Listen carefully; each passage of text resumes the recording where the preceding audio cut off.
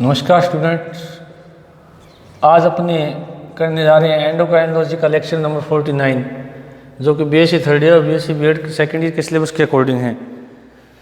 अब देखिएगा स्टूडेंट कि अपनी बात कर रहे थे मेंस्ट्रुअल साइकिल की, मेंस्ट्रुअल साइकिल की। तो इसमें अपने हिंदी में कहते हैं इसको रज चक्कर। तो इसके बारे में अपने जो मेन जानकारी अपने जो थी वो कल देख ली थी कि किस प्रकार से मेंस्ट्रुअल साइकिल संपन्न होती है और इसमें कौन कौन सी घटनाएं घटती हैं। आज अपने जो मेंस्ट्रुअल साइकिल है उसको थोड़ा सा डिटेल में डिस्कस करते हैं। तो सबसे पहले इसको बताया था कितने भागों में बांटा जाता है, 4 भागों में बांटा जाता है। पहली स्टेज कौन सी होती है, इसको मेंसेस स्टेज, जिसको हिंदी में कहा जाता है ऋतुस्राव अवस्था या रक्तस्राव अवस्था। रक्तस्राव अवस्था ये मैंने बताया था मनुष्य के संदर्भ में अपने कर रहे हैं। तो 28 दिन का होता है, जो प्लस या माइनस 2 दिन ऊपर या नीचे हो सकते हैं। तो ये 28 दिन का डिवाइडेशन जो था उसमें ये कितने दिन तक रखती है, 1 से 5 दिन तक रहने वाली अवस्था है। इस अवस्था में क्या क्या चेंजेस आते हैं। सबसे पहले इस अवस्था का रीज़न क्या बताया था मैंने आपको कि इस अवस्था का कारण कार्पस ल्यूटियम का नष्ट होना, जिससे एस्ट्रोजन व प्रोजेस्टेरोन की सांद्रता कम या समाप्त हो जाती है, कम या समाप्त हो जाती है। दूसरी घटना क्या घटती है इस अवस्था में,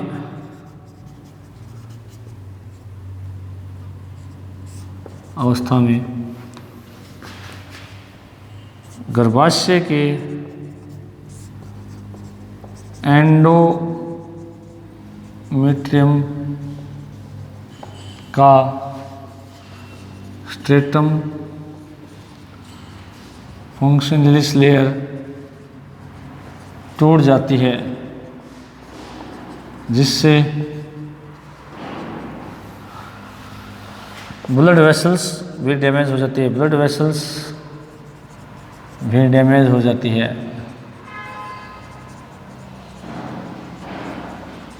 इस कारण टूटी हुई कोशिकाओं का, टूटी हुई सेल्स का मलबा, श्लेष्मा व रक्त 1 से 5 दिन तक योनि मार्ग से स्रावित होता है, योनि मार्ग से बाहर निकलता है।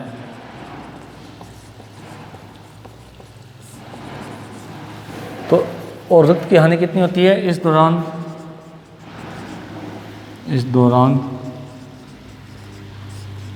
रक्त की 50 से 200 ml तक हानि होती है,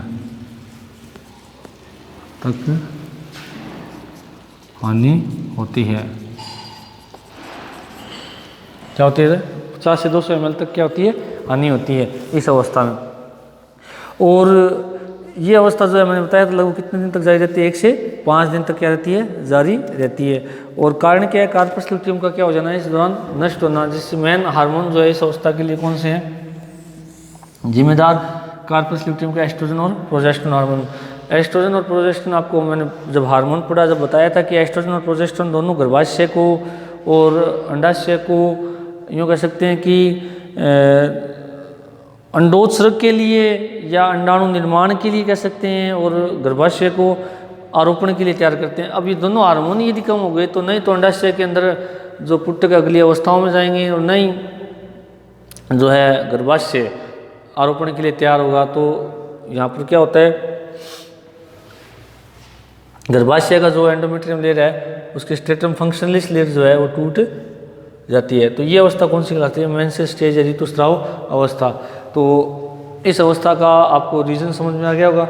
अब दूसरी अवस्था जो है जिसको हमने क्या नाम दिया था,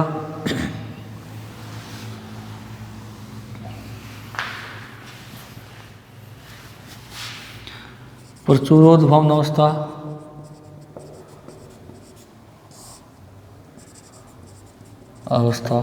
या पुट्टक प्रसारण अवस्था या पूर्व अंडोत्सर्ग अवस्था।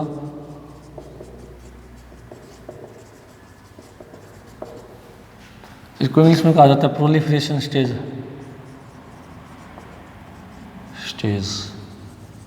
ये होती है 6 से 13वें दिन तक। अब इस अवस्था में क्या हुआ, आपको बताया था कि इस अवस्था में कौन सा हार्मोन बनता है, एडिनोहाइपोफाइसिस का जो एफएसएच हार्मोन है सबसे पहले वो बनता है। वो किसके द्वारा कंट्रोल्ड होता है, हाइपोथैलेमस के गोनेडोट्रोपिक रिलीजिंग हार्मोन के द्वारा क्या होता है वो कंट्रोल्ड होता है। तो वो हार्मोन सबसे पहले बनेगा जिससे एफएसएच बनेगा। एफएसएच का कार्य आपको बताया था कि ये जो हार्मोन है ये हार्मोन क्या करता है, एफएसएच जिसका पुट्टक प्रेरण हार्मोन नाम होता है, और ये हार्मोन इस अवस्था में के लिए एडेनो हाइपोफाइसिस का एफएसएच हार्मोन जिम्मेदार है।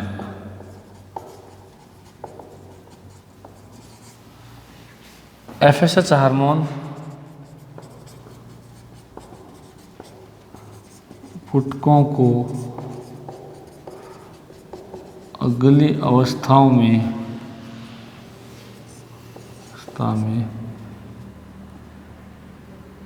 परिवर्तित करता है, जिससे प्रीमोर्डियल से प्राइमरी से वेजिकुलर और वेजिकुलर से कौन सा बनता है, ग्राफिन पुट्टक बनता है। तो ये किसके कारण हो रहा है, इस एफएसएच हार्मोन के कारण हो रहा है। अब देखिएगा कि ग्राफिन पुट्टक जब बनता है, ग्राफिन पुट्टक को ही परिपक्व पुट्टक या प्रभावी पुट्टक कहा जाता है। अब क्यों कहा जाता है, क्योंकि ग्राफिन पुट्टक जब बन जाता है तो उसके अंदर जो मौजूद सेकेंडरी oocyte कह सकते हैं या ओवा कह सकते हैं, वो हैप्लॉइड हो जाता है, जो आगे जाके फर्टिलाइजेशन भाग देता है। तो इसलिए इस पुट्टक को क्या कहा गया, प्रभावी पुट्टक या परिपक्व पुट्टक कहा गया है।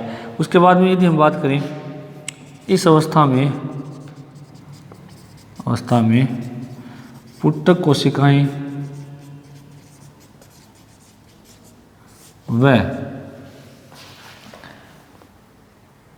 यूँ कह सकते पहले तो इस अवस्था में सीधा अगर थोड़ा सा लिखें इसको, ग्राफिन पुट्टक के चारों ओर थीका एक्सटर्ना व थीका इंटरना का निर्माण हो जाता है।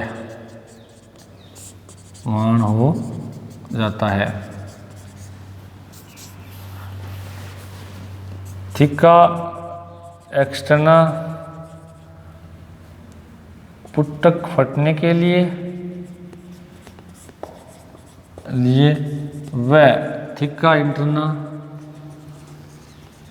व पुट्टक कोशिकाएं मिलकर एस्ट्रोजन हार्मोन का निर्माण करती है। हार्मोन का निर्माण करती है। ये एस्ट्रोजन हार्मोन गर्भाशय, योनि व अंडवाहिनी में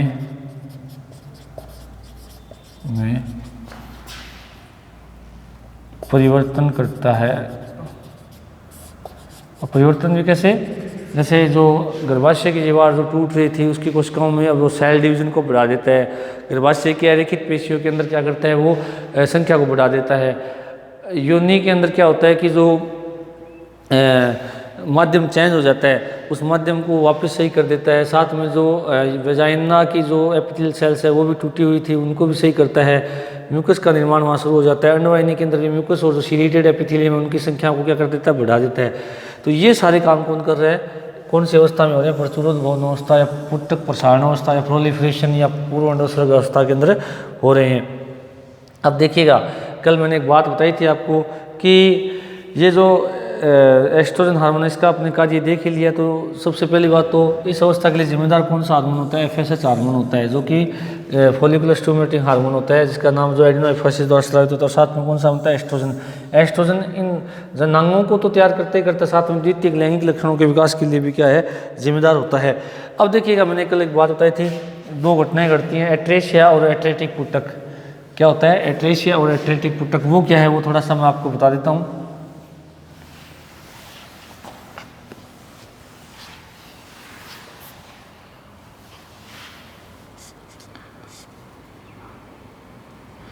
इस अवस्था में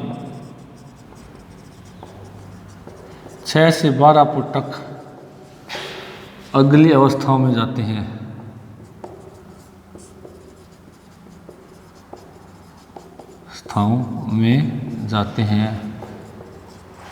परंतु ग्राफियन पुटक या परिपक्व पुटक या प्रभावी पुटक के रूप में एक ही पुटक पहुंच पाता है, शेष पुटक नष्ट हो जाते हैं। नष्ट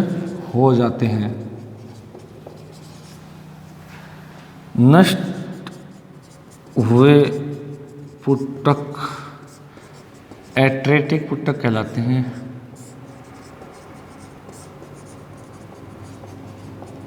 जबकि ये घटना एट्रेशिया कहलाती है। ये घटना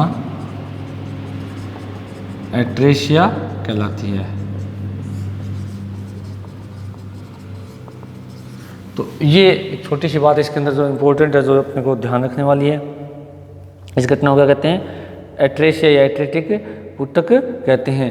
और इस दौरान जो गर्भाशय का जो लेवल है, जो मैंने बताया था कि यहाँ एस्ट्रोजन हार्मोन बन रहा है, वो एस्ट्रोजन हार्मोन क्या कर रहा है, गर्भाशय के एंडोमेट्रियम को मोटा करने के लिए प्रेरित करता है, जिससे नए स्ट्रेटम फंक्शनलिस्ट का निर्माण हो जाएगा।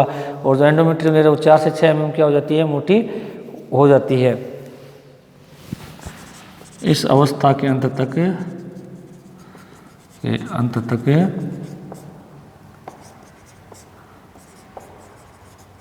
स्ट्रेटम फंक्शनलिस लेयर 4 से 6 mm मोटी हो जाती है।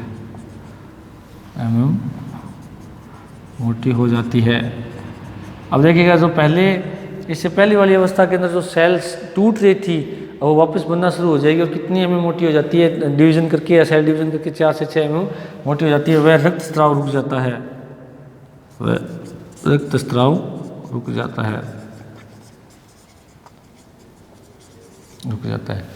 अब कहने का मतलब, अगर इसको थोड़ा डायग्राम से अपने देख रहे हैं इस तरह से,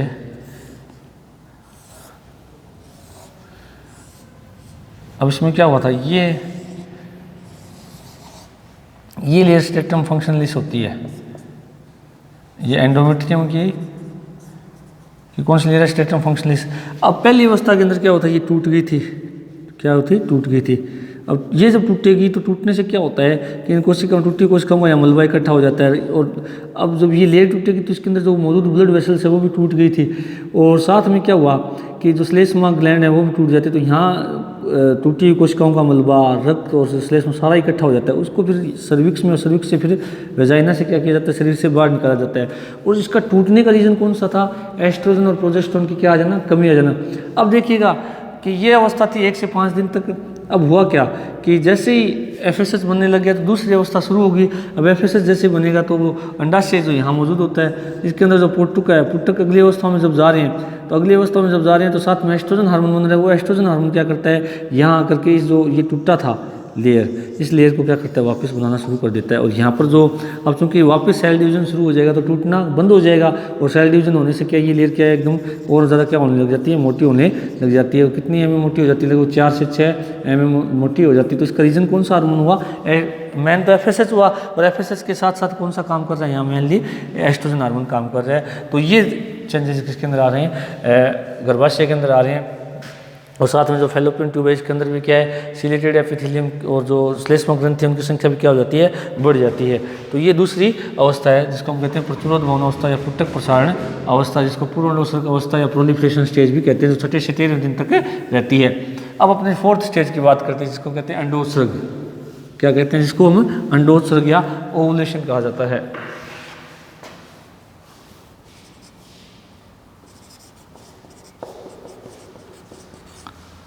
या ओवुलेशन स्टेज कहा जाता है, जो फिक्स है 14वें दिन। और जो क्वेश्चन आता है वो यहीं से आता है कि अंडोत्सर्ग या अंडोत्सर्ग क्या है। तो ओवुलेशन या अंडोत्सर्ग की यदि हम बात करें तो ये क्या होता है, परिभाषा इसकी स्पष्ट है, जो नाम से क्लियर हो रहा है, अंडे का उत्सर्ग होना। अंडे का उत्सर्ग होने का मतलब क्या हुआ कि जो अंडाशय के अंदर अंडा है, वो अंडा जो है वो क्या करता है कि ग्राफिन पुटक को फाड़ के क्या अंडाशय से बाहर आ जाता है, और कहाँ चला जाता है, फैलोपियन ट्यूब में चला जाता है। तो इस घटना को हम कहते हैं अंडोत्सर्ग या ओवुलेशन कहते हैं। तो ओवुलेशन की जो घटना है वो फिक्स है, वो कौन से दिन संपन्न होती है, 14वें दिन संपन्न होती है ऋतुचक्र के। तो इसका आप देखिएगा, आप बात करें अंडाशय में ग्राफिन पुटक का फटना व अंडे का बाहर आना ही क्या कहलाता है, अंडोत्सर्ग कहलाता है। और ये कौन सी दिन संपन्न होती है घटना, 14वें दिन संपन्न होती है, फिक्स है ये। इस घटना के लिए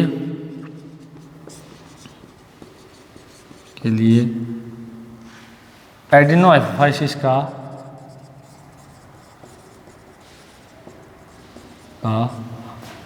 LH हार्मोन जिम्मेदार होता है।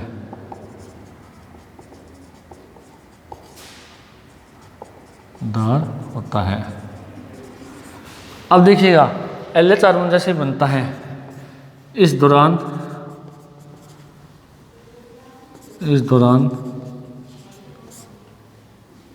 LH हार्मोन थिका एक्सटर्ना को प्रोटियोलाइटिक एंजाइम के लिए प्रेरित करता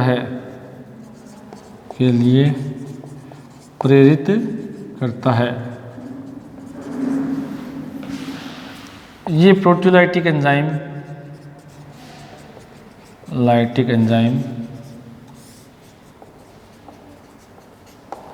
थिका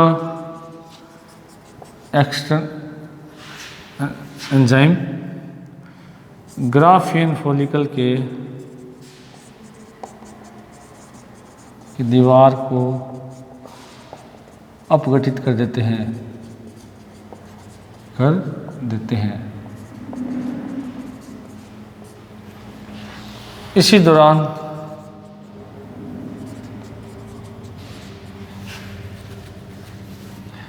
प्रोस्टाग्लैंडिन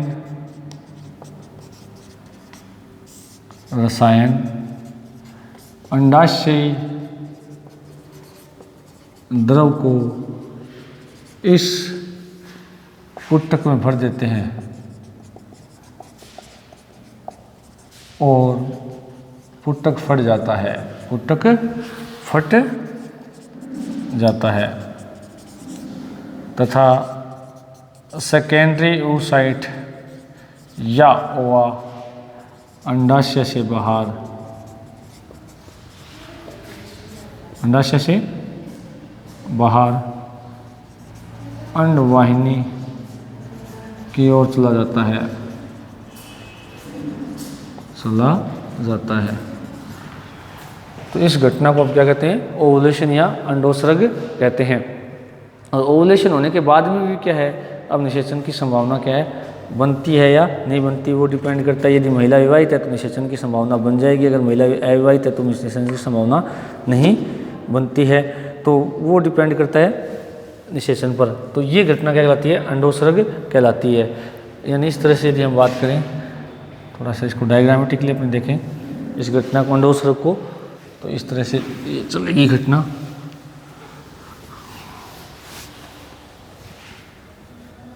ये मादा जनन तंत्र बना दिया आपने।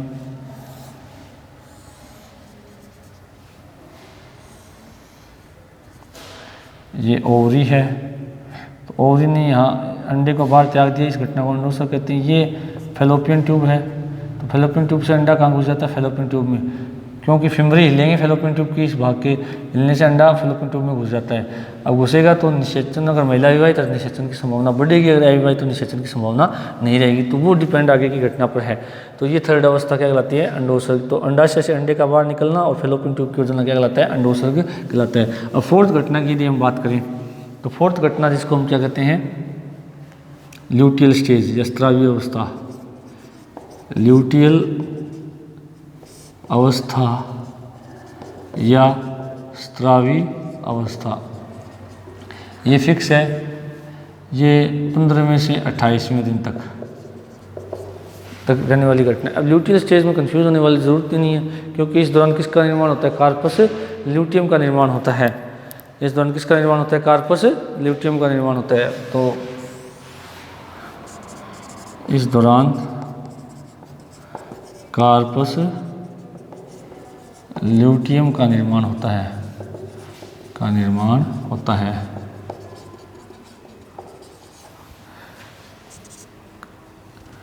फटी हुई, अब निर्माण कैसे होता है वो मैं थोड़ा बता रहा हूँ आपको। फटी हुई पुटक कोशिकाएं, हुई पुटक कोशिकाओं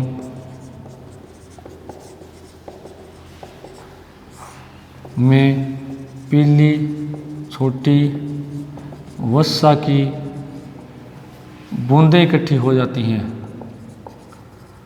ठीक हो जाती है। इन बूंदों को ल्यूटीन कहते हैं।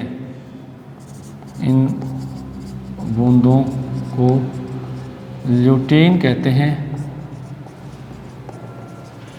और बनी हुई इस संरचना को कार्पस ल्यूटियम कहते हैं। बनी हुई इस संरचना को कार्पस ल्यूटियम कहते हैं, ल्यूटियम कहते हैं। कौन सी संरचना को? जो ल्यूटियन बूंदों से बनी है। तो ये कार्पस ल्यूटियम जो बनती है, तो इसका बहुत इंपॉर्टेंट होगा, क्योंकि कार्पस ल्यूटियम द्वारा, कार्पस ल्यूटियम को चक्रीय ग्रंथि कहा जाता है। चक्रीय ग्रंथि कहा जाता है, कहा जाता है। क्यों कहा जाता है? इसका रीज़न मैंने बताया था आपको, क्योंकि ये हर चक्र में बनती है, 28वें दिन तक बनने के बाद में फिर नष्ट हो जाती है, या नया नृत चक्र जैसे ही स्टार्ट होता है तो उसके बाद में वापस से बन जाती है। इसलिए इसको क्या कहा गया? चक्रीय ग्रंथि कहा गया, कहा जाता है। वह इसके द्वारा प्रोजेस्टेरोन हार्मोन का स्त्राव होता है, स्त्राव होता है। प्रोजेस्टेरोन हार्मोन गर्भावस्था को बनाए रखने वाला हार्मोन है, रखने वाला हार्मोन है। अर्थात गर्भाशय को आरोपण के लिए तैयार करता है, आरोपण के लिए तैयार करता है। कौन? Progesterone hormone. यानी कहने का मतलब ये क्या करता है कि जो गर्भाशय होता है उसके आंतरिक लेयर को और ज़्यादा मोटा कर देता है, उसके अंदर वहाँ पर वसा ग्लाइकोजन के संचय को बढ़ा देता है, ब्लड वेसल्स की संख्या को बढ़ा देता है, ताकि ब्लड का वेस्कुलेशन क्या हो जाए, बढ़ जाए। तो आगे जाकर के जैसे इसमें प्लेसेंटा निर्माण जैसी घटनाएं होती है। इसलिए आरोपण का मतलब क्या होता है, जो भ्रूण है, या यूँ कह सकते हैं कि भ्रूण की जो ब्लास्टुला अवस्था है उसका गर्भाशय के एंडोमेट्रियम लेयर में जाकर के, एंडोमेट्रियम लेयर में जाकर के धंसना क्या कहलाता है, आरोपण कहलाता है। जो अपने देखेंगे आरोपण के प्रकार, आगे अपना टॉपिक भी रहेगा। तो ये क्या कहलाता है, आरोपण। तो आरोपण के लिए तैयार कौन सा करता है, कार्पस ल्यूटियम का कौन सा हार्मोन, प्रोजेस्टेरोन हार्मोन तैयार करता है। अब देखिए दो कंडीशन है, यदि निषेचन हो जाता है, यदि निषेचन हो जाता है तो कार्पस ल्यूटियम 9 महीने बनी रहती है, ल्यूटियम गर्भावस्था तक बनी रहती है, गर्भावस्था की समाप्ति तक बनी रहती है। और अगर निषेचन नहीं होता है, अगर निषेचन नहीं होता है तो कार्पस ल्यूटियम कार्पस एल्बिकेंस में चेंज हो जाती है, एल्बिकेंस में बदल जाती है। ठीक है, तथा एस्ट्रोजन व प्रोजेस्टेरोन की सांद्रता कम हो जाती है,